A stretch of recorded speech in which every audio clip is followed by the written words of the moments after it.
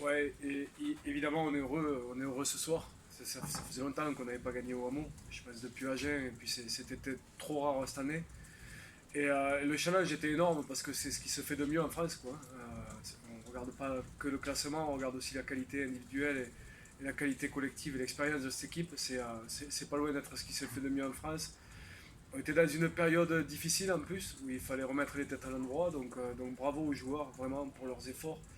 Et ils ont relevé ce challenge et de bien belle manière, donc c'est ça qu'on va retenir ce soir. Et pour une fois, l'entame a été avec un tempo d'entrée de jeu, on a senti des joueurs très très concernés.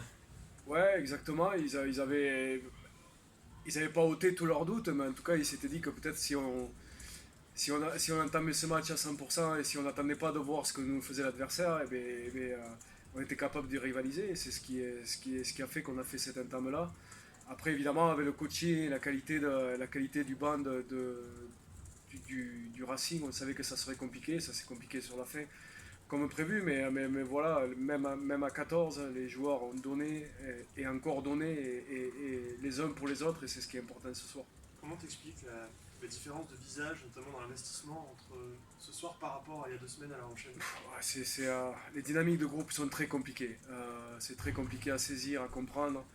Un petit détail peut tout casser, mais un petit détail peut tout recréer.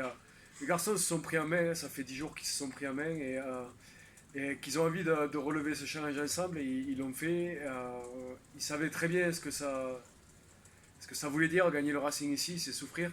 Souffrir souffert que pendant 40, mais vu les impacts et vu l'intensité, en général tu souffres 80 minutes pour gagner un match comme ça. Et ils s'étaient dit qu'ils allaient souffrir ensemble, ils l'ont fait, ils l'ont bien fait, quoi. Est-ce que tu considères qu'aujourd'hui, Fred, il y a un grand pas qui est fait pour éviter cette place de barragiste?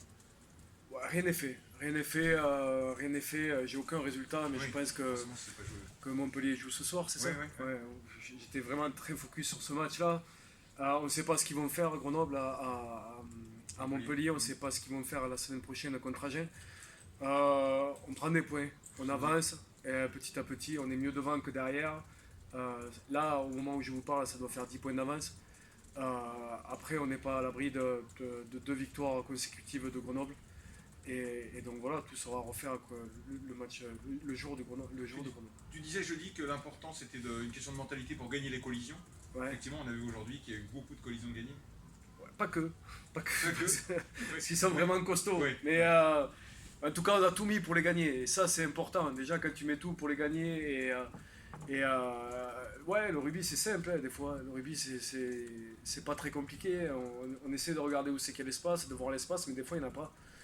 Et donc, il y a pas mal de collisions au milieu, quoi. Donc il faut faire en sorte de trouver les petits espaces, parce qu'entre deux joueurs, il y a quand même des petits espaces.